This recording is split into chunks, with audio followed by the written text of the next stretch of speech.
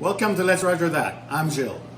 In this episode, I'm going to make an accessory or a modification to the bandsaw. Most of you have bandsaws in your little shops, and they're limited as to what they can do. So have you ever had a piece that's like that and you want to split it lengthwise? Maybe like this, lengthwise, and end up with these. Well, follow me and we're going to make a really easy modification to your bandsaw, and you'll be able to do just that. Let's go. I've got a piece of stock that I need to cut lengthwise, and there's not a lot to hold on to. Quite simply, my jaws just can't reach even though I've lengthened them out. So here's another way of doing it, where you could modify your bandsaw. And you could take these clamps that you use in your mill and use them to do the same thing, all right? So let me just remove this for a second, all right? And when I remove them, you'll see, I'll move the stock a little bit and see where it's going to rest here on both of these sides. Well, clearly, and we want the blade to go through. So that'll work just fine. All right, so that's one way to do it. So let me take you through the process of doing that. First thing to do, establish where you want to put your holes. I've decided that I'm going to put them at 1 5/16 from this edge. All right, and if you look at these clamps, it allows for enough room for the bolt to go in without interference from the fence. So now, gonna come here with a punch and drill it out. These retainer bolts are 1/2 inch and 13 TPI. So we got to drill to 27/64. Let's get cracking. Remember, this is cast iron, so don't go nuts on this stuff, right? Little punch mark will do. There. That's it. All right, let's drill a pilot.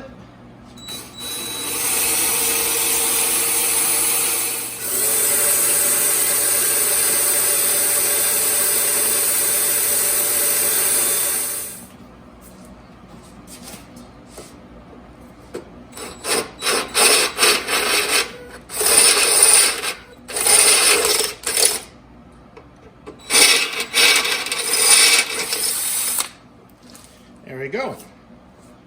Now it's time to tap. Here's a little tip.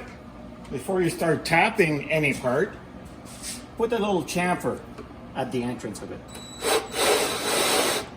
It doesn't have to be overly deep. Just give your tap a chance to grab. All right, let's tap our holes.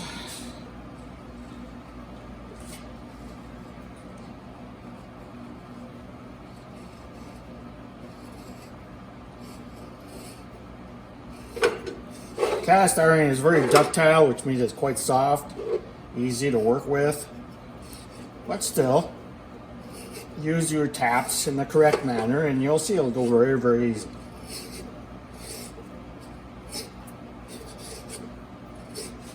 Almost done the first one. Now I'm through.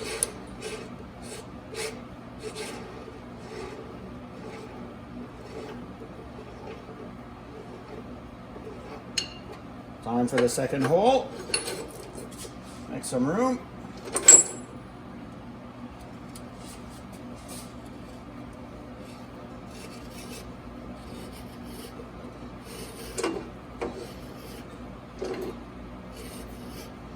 Now remember, when you're going to tighten these bolts, you're not going to go completely stupid on them.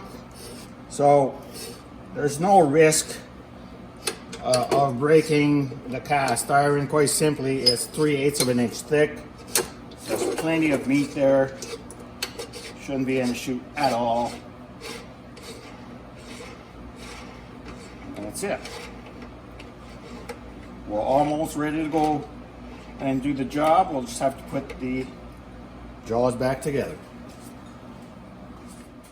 Before you tighten up your jaws, just remember you want this one to be nice and square. If that's what you primarily do in your shop. So just use a little square and then tighten up. You know, finger tight at first and then tighten them up properly. It is well worth your while. And then you can check again for squareness after you tighten them up. Alright? It's not complicated. Don't make your life complicated. Okay, that's it. Alright, let's give this thing a try. We'll set these clamps down. There we go. Goes in very nicely. Like I said, there's nothing complicated about this.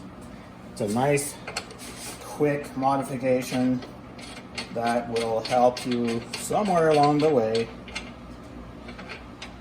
just like it's gonna do for me now. All right, put these here, lots. So a nice flat surface to work with. We'll bring the piece of material in. Now I'm gonna have to remeasure this just very easily.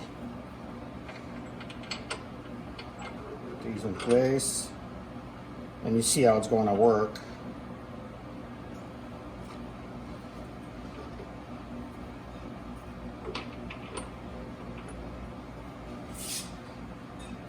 Set both of your support stands at the correct same height. And see here my bolts can just stick out a little more, so I'll just take some out at the base.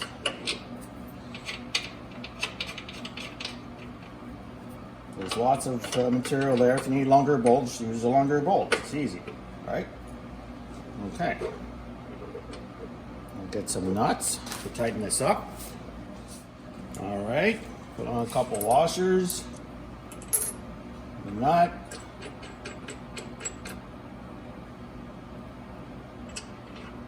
Just go hand tight at first. Make sure that my piece is square, and we'll fire this up. All right, so now that I went ahead and removed this part, squared things correctly, and put them back on and tighten the nuts. And here we are, look, I'm using my strength to try to move this part. It is not moving. I mean, let's face it, it's sitting on a flat surface on both sides of the cavity where the blade is gonna go down. So nice and safe. So let's demonstrate to see if it's going to work out the way we want it. Remember, eyes and ears protection on. There we go.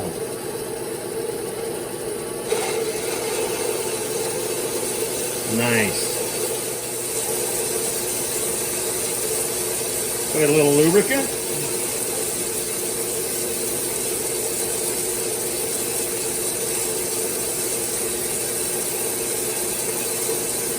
Point peeling the blade. Putting oil works just fine on this stuff.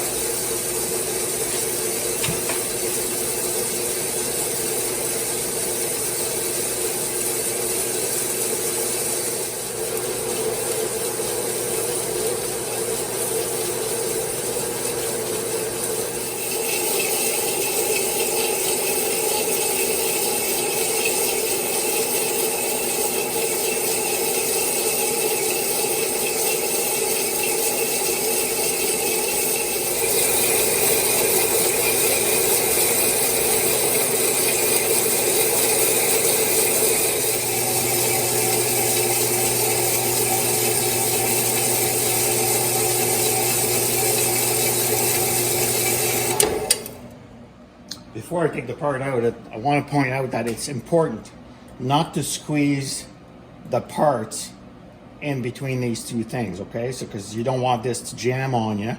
You want this end to free float, right? Just like that. So let's have a look at this thing and see what happened. First, let me clean this up. Touch. If you can see this, wow. So very pleased with this. So there you go. If you want to perform this, just follow the steps that I pointed out to you. I hope this was helpful. Thanks for watching. Please like and subscribe, and always make sure to leave me a comment. I'd love to hear from you. Take care. Bye bye.